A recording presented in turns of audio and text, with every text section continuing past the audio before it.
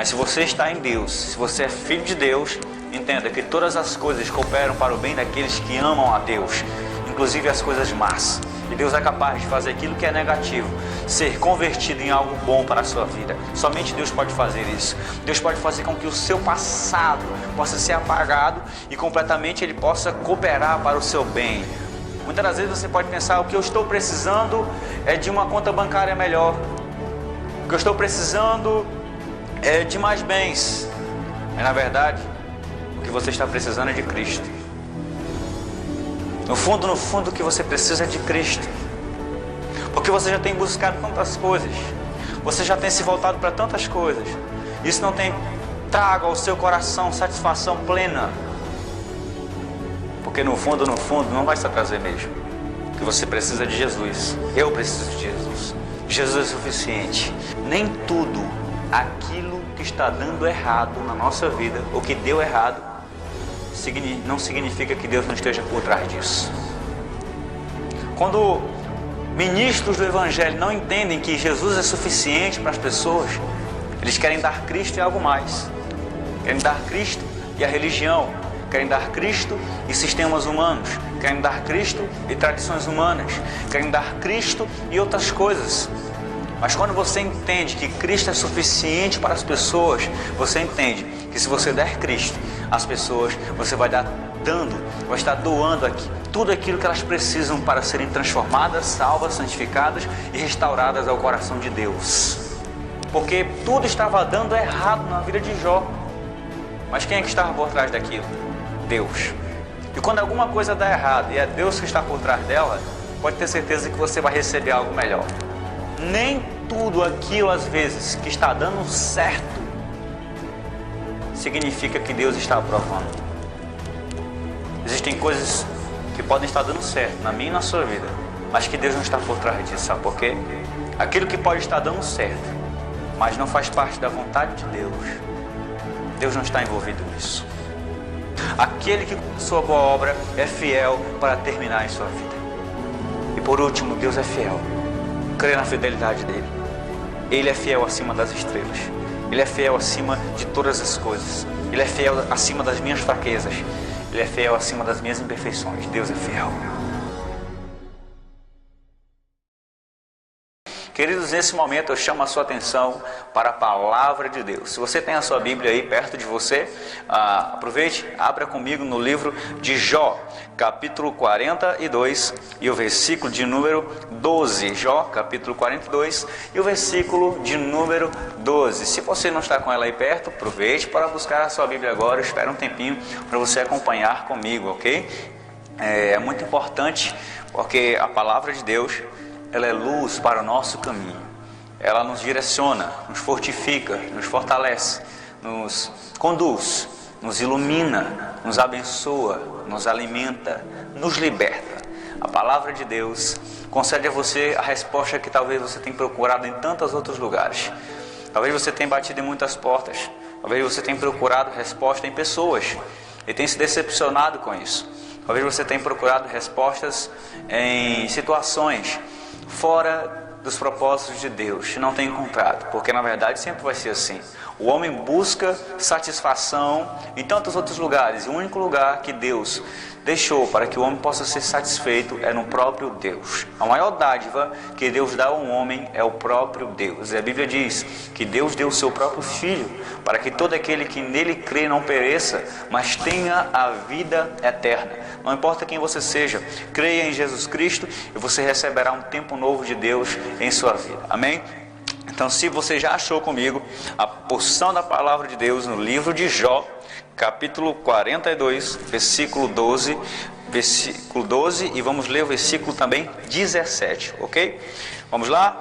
Diz assim: e abençoou o Senhor o último estado de Jó, mais do que o seu primeiro, porque teve 14.000 ovelhas e 6.000 camelos, e 1.000 juntas de bois e 1.000 jumentas. Agora vamos para o versículo de número 17, que diz assim: e morreu Jó, velho e cheio de dias. Amém? Maravilha? Talvez você que está me acompanhando aí nesse exato momento, Quantas das vezes você não possa ter assistido a história de Jó, seja por uma novela, seja por um filme, e conhecido a situação deste personagem da Bíblia, que enfrentou uma prova tão grande, que talvez se eu e você enfrentássemos essa prova, nós não iríamos suportar. E com certeza, o pouco dessa prova, talvez muitos de nós teremos abandonado a fé. Mas o livro de Jó nos traz um exemplo grandioso de fé. Nos traz um exemplo maravilhoso de confiança em Deus. Eu quero chamar a sua atenção justamente para isso nesta manhã. Eu acabei de ler uma porção da palavra de Deus onde o último estado de Jó, um homem que enfrentou uma prova tremenda, que foi tentado por Satanás, que perdeu tudo, que enfrentou uma tribulação enorme, mas no final de tudo, permaneceu fiel a Deus até o fim. E esse versículo mostra o último estado dele. A Bíblia diz que Deus abençoou Jó de forma dobrada. Abençoou ele muito mais do que antes.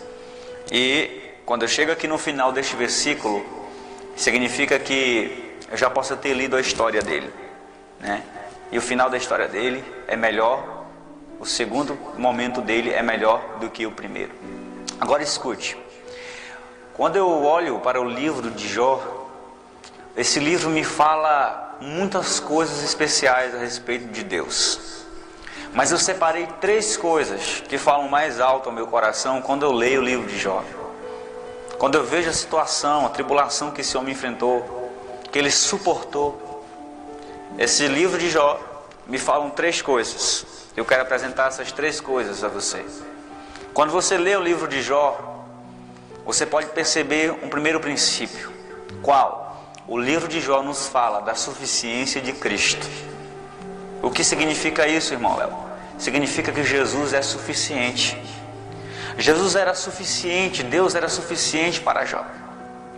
Significa que o maior tesouro de Jó não eram os seus bens, pois a Bíblia diz que ele era o homem mais rico da sua região. O que ele possuía de maior na sua vida não era a sua quantidade de bois, as suas fazendas, a sua riqueza financeira ou a sua prosperidade familiar. Não. O livro de Jó nos mostra que o maior bem de Jó era justamente o seu amor a Deus. Mas a Bíblia nos ensina que esse homem foi permitido ser provado por Satanás. Deus permitiu isso. Deus permitiu que Satanás viesse tocar nos bens de Jó, para justamente provar a fidelidade desse homem, que esse homem era capaz de, ainda além de perdendo tudo, não negar a sua fé em Deus. Você pode observar que Jó perdeu tudo, isso mesmo.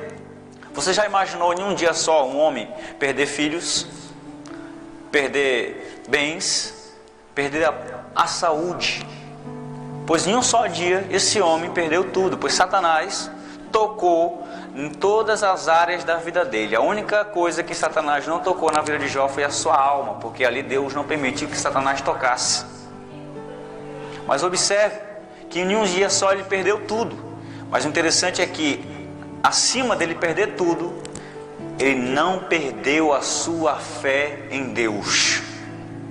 Ele não perdeu o seu amor e a sua confiança em Deus. Porque o maior tesouro de Jó não estava nos seus bens materiais, não estava na sua riqueza financeira. O maior bem e tesouro de Jó era o seu próprio Redentor. Era o seu próprio amor e confiança no Deus vivo.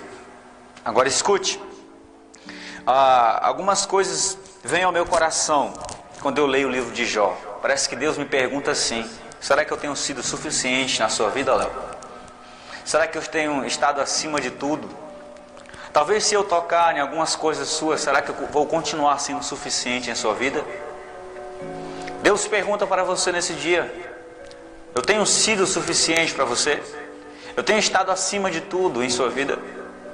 Talvez se você ser tocado, talvez no seu dinheiro, ou então na sua conta bancária, ou qualquer bem material, será que você vai continuar honrando a Deus? Ou será que a sua honra a Deus, a sua adoração a Deus depende daquilo que você tem? Ou a sua adoração a Deus depende daquilo que você recebe? Ou daquilo que está ao seu redor? Ou então, será que a sua obediência e a sua adoração a Deus está ligada à importância e ao significado que Jesus tem em sua vida? Isso é muito importante nós entendermos. Isso é muito importante nós observarmos. Porque todos os dias o livro de Jó grita para nós dizendo: será que Deus tem sido suficiente para você? Pense nisso. Charles Spurgeon certa vez disse assim: se nós tivermos uma grande necessidade de Cristo, nós teremos sempre um grande Cristo para as nossas necessidades. Se você tiver uma grande dependência de Deus, você sempre terá um Deus para as suas dependências. Se você tiver uma grande necessidade da pessoa de Jesus, Jesus nunca vai deixar com que você venha estar, a Bíblia nos ensina, a mendigar o pão. Porque o maior tesouro da vida cristã é Jesus. O maior tesouro da vida cristã não é aquilo que Deus dá a você, mas é aquilo que Deus é e representa em sua vida. E é aquilo que Ele deve ser em sua vida. Agora escute, meu querido. Nesse momento eu quero ser bem aqui, pregar de uma forma bem pausada para você entender o seguinte. Quando você vê o livro de Jó, você é capaz de entender uma coisa. Que se você depender de Deus, se você depender completamente de Deus, você sempre vai ter a provisão de Deus. Sim, você sempre vai ter as mãos de Deus. Mas nem todas as vezes que você buscar apenas as mãos de Deus, você vai poder contemplar a face de Deus. Porque a face de Deus fala da sua personalidade, fala da sua grandeza, fala de quem Ele é. E as mãos de Deus falam das suas bênçãos. Muitas pessoas só buscam as mãos de Deus e esquecem de buscar a sua face. Mas eu digo para você, nem todos aqueles que buscam as mãos de Deus verão a face de Deus. Mas todos aqueles que buscam a face de Deus terão as mãos de Deus estendidas sobre eles. Olhe para a passagem onde Jesus multiplica os pães e os peixes. Ali nós podemos observar que sobraram 12 cestos, não é isso? De pães e peixes cheios. E esse número 12 simboliza o governo de Deus. Você observa que Jesus proveu alimento para todas aquelas pessoas. Houve provisão. E sobraram 12 cestos. O número 12 simboliza o governo de Deus. Isso significa que, se nós entendemos o governo de Deus sobre a nossa vida, nós teremos a provisão de Cristo sobre nós. Se entendemos o governo de Deus, estivermos debaixo desse governo, ou seja, se Deus dominar em nós, se nós dependermos de Deus, a provisão de Deus nunca irá faltar sobre nós. Nós teremos tudo o que nós precisamos, pois a Bíblia diz que Ele é poderoso para nos dar muito mais do que pedimos ou pensamos, e que Ele é poderoso para suprir todas as nossas necessidades. Agora entenda algo que é muito interessante. Cristo tem sido suficiente para você? Quando nós não entendemos isso, quando a igreja não entende isso, ela quer dar a Cristo e algo mais às pessoas. Quando ministros do Evangelho não entendem que Jesus é suficiente para as pessoas, eles querem dar Cristo e algo mais.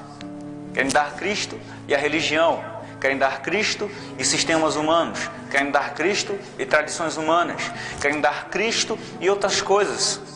Mas quando você entende que Cristo é suficiente para as pessoas, você entende que se você der Cristo às pessoas, você vai estar doando aqui tudo aquilo que elas precisam para serem transformadas, salvas, santificadas e restauradas ao coração de Deus. Jesus é suficiente. O mundo diz para você, o mundo, que você tem que ter o mundo e Jesus. Mas o Evangelho não diz isso. O mundo diz assim: você tem que ter a mim e a Cristo. Você tem que dizer que crê em Jesus e segue Jesus, mas não pode também abrir mão de mim. Mas o Evangelho não nos ensina isso. O Evangelho nos ensina que não podemos pertencer metade a Deus e metade ao mundo. A Bíblia nos ensina que quem ama o mundo, o amor do Pai não está nele. A Bíblia diz que todas as coisas do mundo que estão no mundo são a concupiscência da carne e dos olhos. Essas coisas passam, mas aquele que faz a vontade de Deus, esse permanece para sempre. Agora entenda, Jesus é suficiente. Muitas religiões querem oferecer Jesus e o mundo. Elas dizem assim: venha como você está e permaneça do jeito que você está. Você pode seguir Jesus e permanecer vivendo do jeito que está. Mas o Evangelho não nos ensina assim. O Evangelho nos ensina que se você quer olhar para Cristo, Jesus tem poder suficiente para transformar a sua vida e te dar um novo coração. Você não precisa andar com Jesus e com o mundo. Você não precisa andar com Jesus e com aquilo que o sistema do mundo te oferece. Quando eu olho para o livro de Jó, eu entendo que Jesus é suficiente para mim. Porque Jesus era suficiente para Jó. Os maiores bens de Jó não eram suas vacas, não era seu dinheiro e nem a prosperidade familiar. O maior bem de Jó era o próprio Deus. Era o próprio Deus na vida de Jó. Cristo é o tesouro do anel da graça de Deus. É tudo que você pode precisar. Muitas das vezes você pode pensar: o que eu estou precisando é de uma conta bancária melhor. O que eu estou precisando é de mais bens. Mas na verdade, o que você está precisando é de Cristo. No fundo, o que você precisa é de Cristo. Porque você já tem buscado tantas coisas. Você já tem se voltado para tantas coisas. Isso não tem trago ao seu coração satisfação plena. Porque no fundo, não vai se trazer mesmo. Que você precisa de Jesus. Eu preciso de Jesus. Jesus é suficiente. Quando você tem um encontro com Deus, não com a religião, não um encontro com homens, mas um encontro com Deus, você é capaz de entender que Jesus é suficiente para você. Agora vamos lá. Outra coisa interessante que esse livro de Jó me ensina não é apenas que Jesus é suficiente para mim, mas outra coisa interessante que ele me ensina é que Deus é soberano. O livro de Jó nos mostra que, apesar das tribulações, apesar de tudo que possamos enfrentar, apesar de tudo que está acontecendo no mundo e na minha e na sua vida, Deus está no controle. Isso mesmo. Você observa que todas as provações que Jó estava enfrentando, existia um Deus que estava por trás daquilo. E eu quero dizer para você que nem tudo aquilo que está dando errado na nossa vida, ou que deu errado, não significa que Deus não esteja por trás disso. Escute o que eu vou dizer para você aqui agora. Nem tudo aquilo que deu errado, significa que Deus não esteja por trás disso. Porque tudo estava dando errado na vida de Jó. Mas quem é que estava por trás daquilo? Deus. E quando alguma coisa dá errado e é Deus que está por trás dela, pode ter certeza que você vai receber algo melhor. Mas quando é o inimigo que está por trás, você vai receber coisas negativas ainda mais. Agora vamos reverter a situação. Nem tudo aquilo que muitas das vezes dá errado não significa que Deus não esteja por trás. Talvez Deus esteja dando um livramento para você. Seja em um relacionamento, seja em uma empresa, seja em uma posição. Deus possa estar dando um livramento para você. Mas também tem o outro lado da moeda.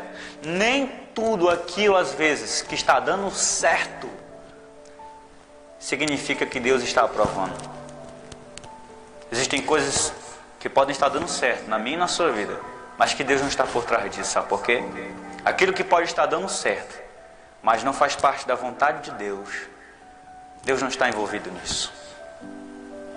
Talvez seja uma posição que Deus não escolheu para você e você a tomou por si próprio.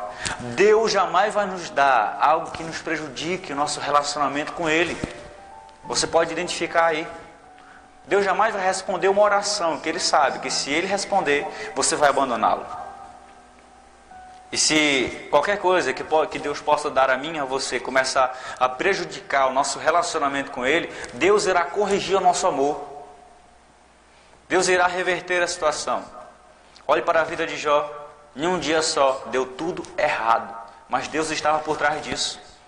Talvez alguma coisa deu errado para você e você não entende o porquê. Mas se você está em Deus, se você é filho de Deus, entenda que todas as coisas cooperam para o bem daqueles que amam a Deus.